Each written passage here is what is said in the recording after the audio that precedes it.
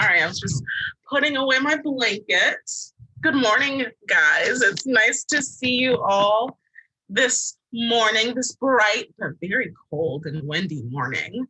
I'm so glad that you can join us for virtual Sunday school this morning. Before we get to our lesson, I have something to share with you all. It's something that we're all going to be doing as a LAC church community. From all of our Sunday school classes, our youth, and the preschool. So one of the things that we do at LAC is we support people in our community who need our help. One of the ways that we do that is by asking them, one, what they need, right? And one of the places that we work with is the Larchmont Mamaroneck Hunger Food Task Force. And so they've started this new project where they're asking people to pack little snack bags for their food distributions that they do. And so I had this idea. Let me share my screen really quick. There's an organization, it's just about 20-something years old, called the Super Bowl of Caring. How do I share my screen? There we go. There we go. Yay. The Super Bowl of Caring.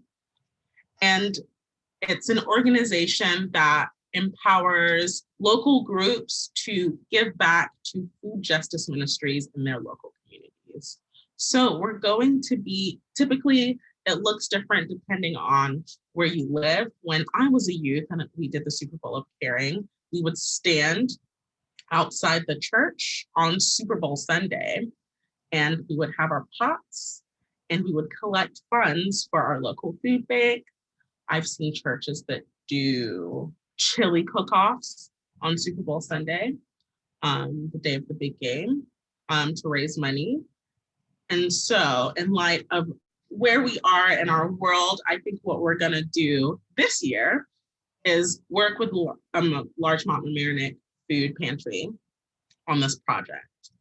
And so we're going to be creating Super Bowl celebration bags. And you can kind of do whatever you want, like just as long as it fits in a sandwich quart size bag like this. And it can be a small packet of soup, a small sleeve of crackers, and some like sweets or something like that. You can put in some snacks for the big game. Like what kind of snacks might you eat that could fit in this size bag for Super Bowl game? And you can also include like a small note saying, have a great day, enjoy your snacks, and maybe football themed stickers and other decorations, as long as they fit in this size bag. And so we're going to be doing this for the next week. And I'm super excited. I'm hoping that folks will enjoy putting together snack bags for our people in our communities that need a little help getting something to eat. So we're looking for 30 families at least to make 10 bags each. So our goal is 300 snack bags. And or if you can't get that together, make a donation to the Super Bowl of Caring on LAC's giving page, and all of the funds that 100% of the funds that we collect for the Super Bowl of Caring will go to Larchmont Mamaroneck Hunger Food Task Force. So I'm super excited. It's in the LAC greetings, the information about this. But all I need is for our families to like shoot me an email, eeni@lac.org, just to confirm, so I can add you to the tally of and know to expect your snack bags. And your snack bags will be, I would like to have them back no later than next Monday, which is the 8th, Monday, the 8th of February. And there will be a box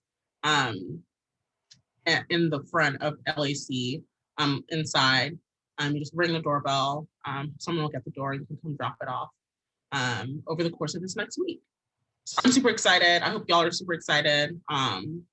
Yeah. Okay, let's stop our share. And as always, let's get into some Sunday school. I have some questions for you. So, and remember, at any time, like if you want to stop or pause the video, you can stop it and talk about the questions or do what you need to do, okay? So, one thing that I do out of something called a habit every single day is brush my teeth.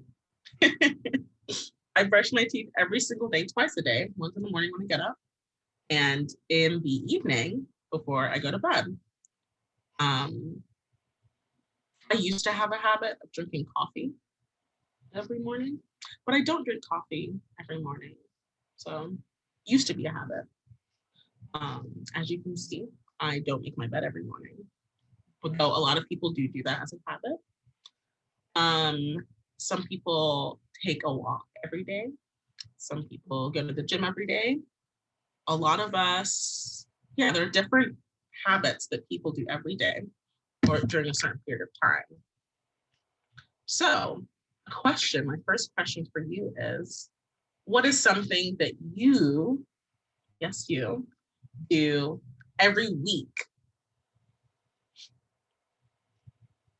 Do you go to school? Do you have certain classes on certain days? Is there an activity or something that you watch with your family? And then next question, what is something that we do as a church every week? Do we have Sunday school? Do we worship God every week together? What do you, last question, what do you imagine Jesus might have done every week? That's an interesting one. Cheryl's coming down. Okay. Our gospel story today is from the book of Mark, the first chapter, verses 21 and 22. And it says, when the Sabbath came, Jesus entered the synagogue and taught. So Sabbath, that word means holy day. It's a day of rest. It's also the day that our Jewish siblings worship. They go to worship as Jesus did. And then the synagogue would have been where they would have gone to worship and use their day of rest. In today's story, Jesus had the habit of going to the synagogue on the Sabbath day. And you can see Jesus there doing his little teaching thing. The synagogue, as I said, is a place where Jewish worshipers gather to pray and sing songs to God. Much like synagogue is like how us Christians go to church to worship God and sing songs and enjoy and celebrate our holy day of rest. For our Jewish siblings, their Sabbath day, it starts on Friday when the sun goes down, and it ends on Saturday evening. For some Christians, their Sabbath is, for us and other Christians, our Sabbath day is on Sundays. There are some Christians who celebrate their Sabbath on Saturdays also. But for both us as Christians and for our Jewish siblings, the Sabbath is this day of rest, this habit that we built into our schedules and our calendars. By worshiping and taking a rest from working and reading and hearing God's stories and praying and singing our hymns, it's a way that we set aside time and say, like, this time is different. This time belongs to God. We know from this story in Mark where Jesus is teaching, right, at the synagogue, that he was a Jewish rabbi. He was a teacher. In the text, often we hear people refer to Jesus as teacher or rabbi. When Jesus went to the synagogue on the Sabbath, he taught people about God and he helped them to understand how God wanted them to live. I wonder what Jesus was teaching about.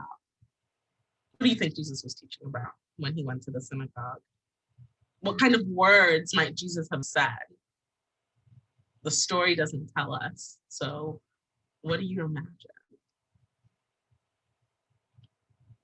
Other Bible stories do tell us some of the things Jesus taught. He taught people to love and to pray, by making sure that everyone has what they need in order to live or thrive. As I started off our time together with our Super Bowl of Caring initiative, we are, I hope, working towards helping people have what they need in order to live and thrive, and that includes food. So when we share what we have, until everyone has enough food, enough clothing, enough shelter and friends and love, we are doing what Jesus is teaching us to do. Let's close our time in prayer.